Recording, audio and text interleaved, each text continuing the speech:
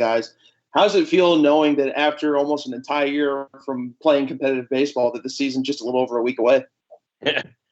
It's like Christmas, it's exciting, and I felt for these guys last year, and they handled it very well. Those that went on the pro ball, so many that returned, and we had a very productive fall, and we're having a good spring training right now. So we just keep preaching, prepare, put your head down, stay focused, and the season's a week away. So these guys are excited, ready to play somebody else. Cameron. Hey, Dan, Cameron from the Courier-Journal. I have to, I imagine it's kind of a two-part question. One is, did you feel like this is probably the deepest lineup you've had in your time in Louisville? And two, how do you go about I know your lineups change throughout the season, but how do you go about figuring out where guys mix and match when you have so many guys that can step on the field? Yeah, it's a good question, Cameron, but I don't want to get ahead of myself. We've had some great lineups, and the reason they were great was because they produced and they put up numbers. Potential, yes, this lineup has a chance to produce and score runs, but it just takes guys finding their role and doing what they can do to help line up. Hopefully, guys staying healthy, and you got to avoid the COVID bug, So, and being an older lineup, that's a big deal in college baseball. And for us, an old lineup is juniors and sophomores, because we lose them. Now that you have those seniors, like Lucas Dunn, Cameron Masterman, Ben Bianco, Trey Leonard. Yeah, we're not used to having that many seniors, fourth-year guys in our lineup. And then all the juniors, Usher, Brown, Benellis, Borden, Davis, you feel like they should be very productive. And then the challenge of, being clear, hey, guys, these are the 14, 15 guys in the mix. This is how we've done it in the past. I show them the past classes and how a lineup looks and how many at bats certain guys get. So they know going into the first 3 weeks of the season, our job is to give opportunities to those, 13, 14, 15 guys who deserve an opportunity. And it's a good challenge to have. And I think in a year like this, we'll need that depth as much as ever. Shelby. Hi, I'm from Bellarmine University, and I would just like to have your thoughts on you guys playing Bellarmine, and now that they're D1. I think it's great for the city, that you got two universities, Division I, in a great sports city, and I think it's fitting as they make the transition to Division I baseball. They get to play at the University of Louisville, and I've known Larry for 20 years. I got a lot of respect for him. And I know Scott, the AD, and obviously everybody knows Scotty D, the basketball coach. So, we've been fans of Bellarmine, and I'll root for Bellarmine every game except the times, that they're playing Louisville. So I think it's fitting that they kick off Division I baseball in their backyard. I think it's great for the fan base, and I think it's great for college baseball. Michael. Hey, Dan. Lost a couple guys to the draft, got some fills to hole there on the mound. How difficult of a decision is that coming up for you and Roger? Well, what makes Roger Rogers, he's been doing this for 30 years. And, the one thing about Friday night starters and weekend arms and great closers is that you lose them and you turn them over. We can't sign them to a 10-year deal like we wish we could.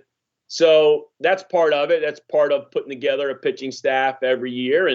And obviously we all have trust in Roger Williams and his ability to do that. So I'm excited because, maybe last year the pitching staff got a little more love and the names were a little more recognizable than the offense. And then this year the offense is probably a little more recognizable and getting a little more love. But it's not like we're just running out a bunch of unknowns or necessarily young guys. It's just that they're gonna fill different roles. So when you look at the possible weekend starters of Albanese, Akirian, and Elliott, I say those three guys because those three guys have traditionally been in our bullpen. Luke Smith is a familiar name, so everybody's familiar with that. Persecki got some midweek starts last year. So, just like I said with the lineup, we'll take those first few weekends to give guys opportunities and just let it shake out. That's one of the, I don't know if it's called crazy things about baseball, but it never goes the way you draw it up. Like it just, as long as I've been doing this, I mean, we're close and you'd like it to go the way you draw it up, but there's something about the lights being on and guys getting hot and just, getting that momentum going. And so I'm excited and looking forward to, because there's a lot of competition on the mound, which is the best thing for amateurs, and to see how this thing all shakes out over the next month. Cam. Yeah, Dan, and kind of going back to the lineup depth, you have guys like Lucas Dunn who will probably play shortstop for you guys, but you can move him around. Guys like Ben Metzinger who you can move around. How much does having those two and then other guys as well help the versatility of your lineup when you can move them around so much? Well, they've seen over the years. They saw Nick Solak, they saw Drew Ellis, they saw the value of the more positions you play, the more valuable you become. And then because they see it in the big leagues, we call it the Ben Zobrist or now it's the Kike Hernandez, the guys that can play infield, outfield. And so, yeah, Lucas Dunn, is so valuable because there's not many guys in college baseball that can play shortstop and center field. And he was a pitcher when he got here. He was a 2A guy. Now, I don't think he had as much success as he'll tell you he had success, but he did pitch that first fall.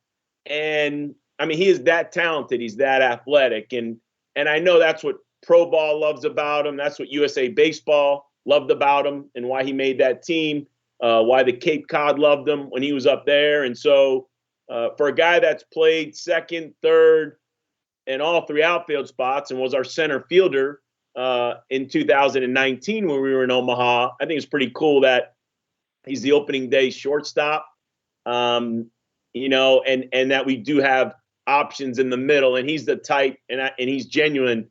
Hey, Lucas, I talked about this when he was deciding should he sign or should he not sign, and I'm going over possibilities of this year, and I said, what position do you want to play? Thinking he's easily going to say, I want to be the shortstop. And there's nothing wrong with that. It's like pitchers saying, I want to be the Friday night starter. He didn't say that.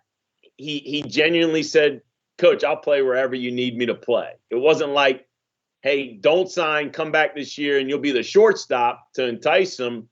He was genuine. He's got a little bit of a SpongeBob mentality where he just smiles a lot. He seems very happy. And I don't think, if I put him in right field in the starting lineup, I don't think he'd bat an eye. I think he'd smile that his name's in the lineup and he'd run out there and play right field. Matt. Hey, Coach, Matt again. Obviously, there's still a very real threat of COVID still going on. Have you guys looked at other sports such as football, basketball, men's and women's, and taken notes from how those respective sports have handled the pandemic and maybe jot that in your own notebook in case something like that does come up on your end?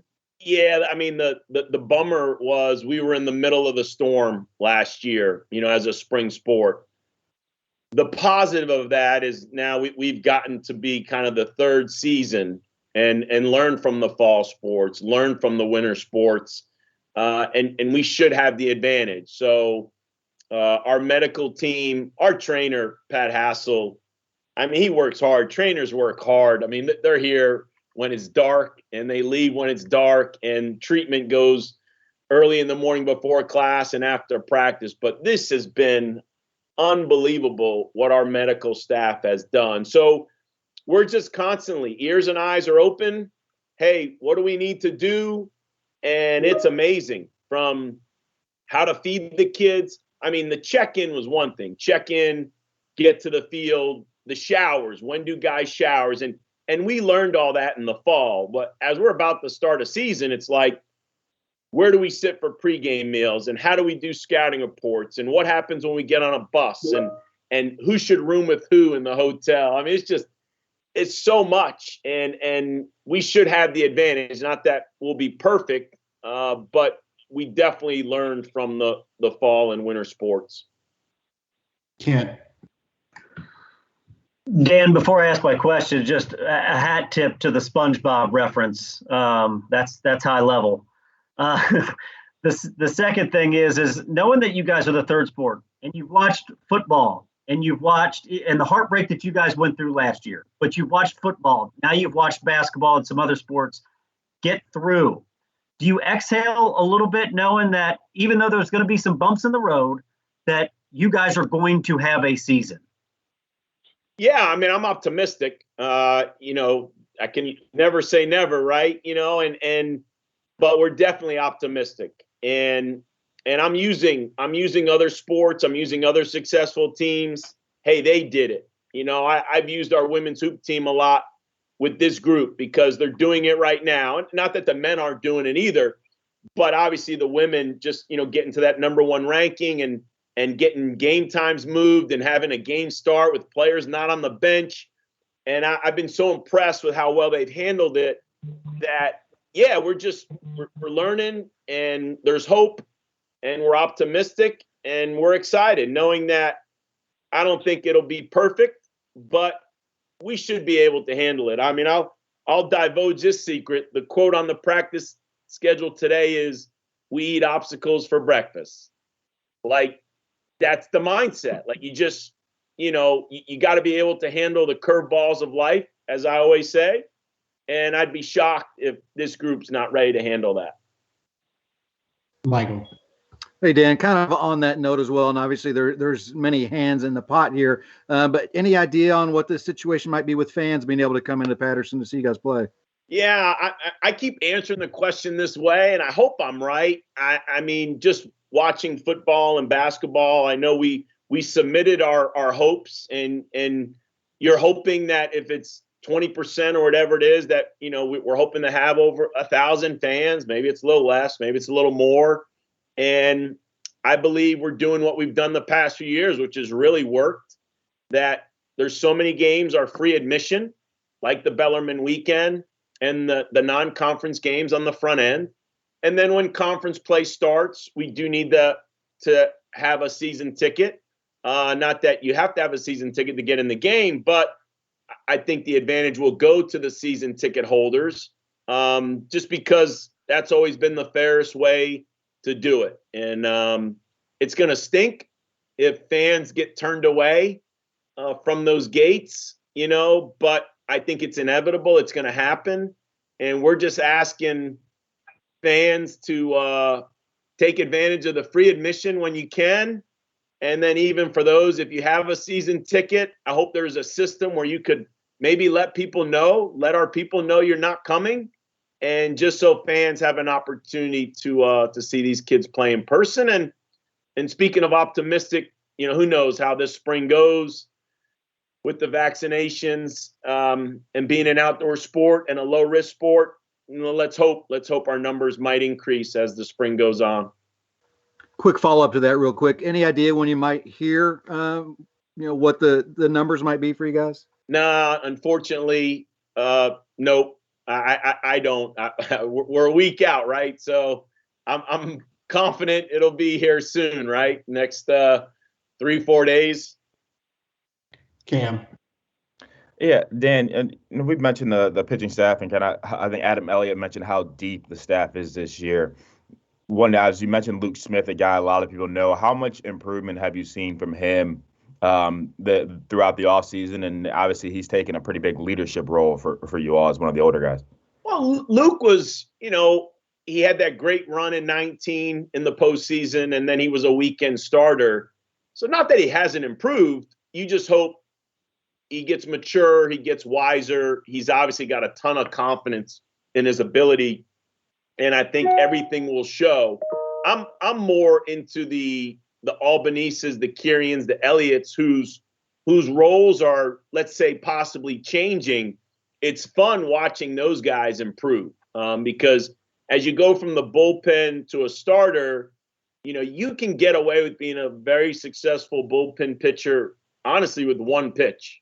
Be nice to have two, but at least one and two. As you become a starter and you turn over lineups, two becomes three or three becomes four, the arsenal of pitches has to increase. And that's what I've enjoyed seeing in the pitching staff. Luke is definitely the experienced leader of that group. And I think they're all learning from him and they're all trying to find their way. But the one thing I love about pitchers, and I think Miller and Detmers were this, and a lot of great pitchers we've had, the internal competition is very healthy. I mean, I could get 5-6 pitchers. I don't think I've mentioned Jack Perkins. There's probably a couple guys I haven't mentioned. I could get at least 6 pitchers who right now would say they want to be the Friday night starter. And I think that's healthy, and that's okay. What Coach Williams does a great job of, hey, Saturday is just as important as Friday. Sunday is just as important as Saturday. Tuesday is as important, outside of a conference game. So I'm just looking forward to guys filling in a role and getting outs. Just if we're supposed to be so good offensively and hopefully pretty good defensively, then I'd like to think as a pitcher, you don't have to be perfect. Just run out there and compete and give us a chance. Matt. Hey, Coach, Matt again. Most people who know the Louisville baseball program well under you know that for each year you usually have a motivational theme or motivational story, a different one each season that you use constantly throughout the season. What do you have for us this year? Well, in simple terms, preparation has been the staple word, and that was, as I learned from football and basketball and other programs, like there is so much noise out there. There's so many distractions. We have a saying on the bottom of our shirt that hangs in the dugout that says, "Don't look at the clowns," meaning don't get distracted. And I don't want to hurt anybody's feelings, but there's a lot of people that fall in the category of clowns, not literally, but meaning as a distraction. And the message to these guys, when I say prepare or preparation, it's just put your head down and stay focused. Let our training staff do what they're doing behind the scenes. Let Coach Mundorf and our coaches do what they're doing behind the scenes, because there's so many logistical things happening right now. Just prepare. Just put your head down and prepare. And we're about to unveil another message in terms of the difference between a lion and another animal, where the lion always eats, is always hungry. And we have to have a mentality this year because you just don't know. You don't know, like last year when you can't play. You don't know when COVID's going to hit. And we should have learned a lot from last year. And the message is going to be always be hungry, always be ready to eat, and always be ready to play. And because more so than ever, I think we're playing on Mondays. I think we're playing on Thursdays before weekend series. Double headers, I mean, we've been doing that forever. And so we just got to have a mindset to, one, always be prepared, and two, because of that preparation, be ready to eat and have that mindset.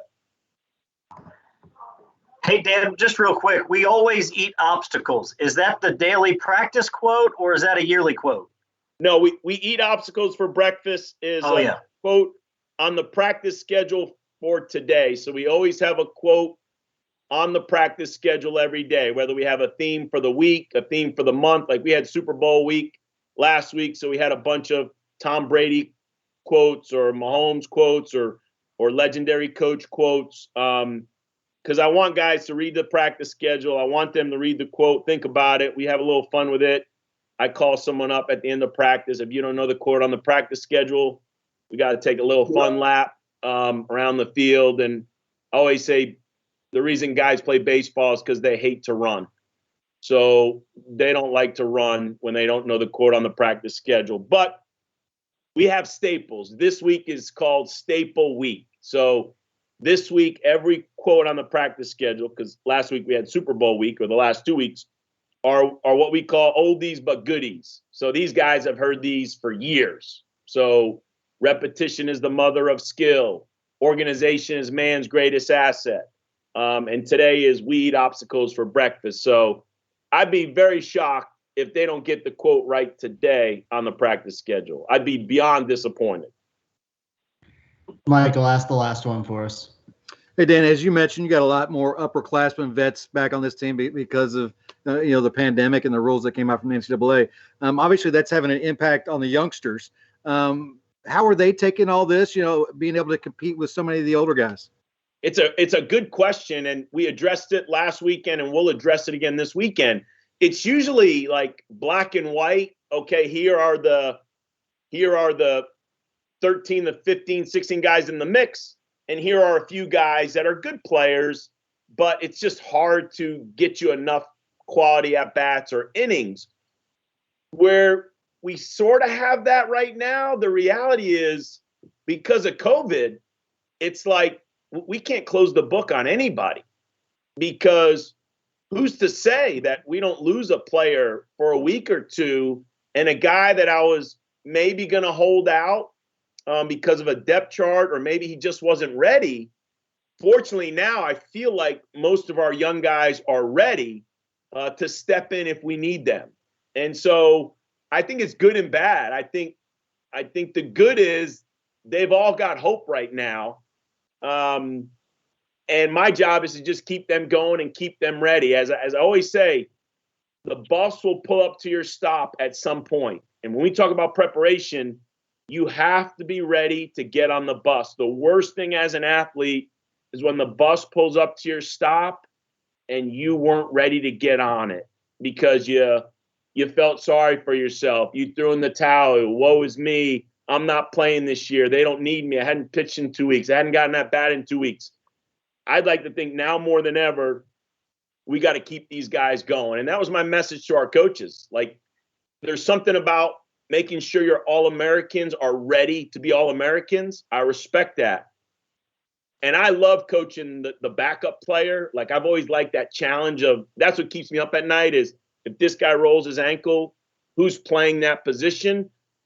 So I enjoy coaching that guy and not over-coaching the All-American, right? And now that's been my message to our coaches is let's make sure we got everybody ready to step in and help us play. All right, we'll wrap up on that, Coach. We appreciate it. Thanks, everybody, for being with us. You bet. Thanks, everyone. Thanks, Coach.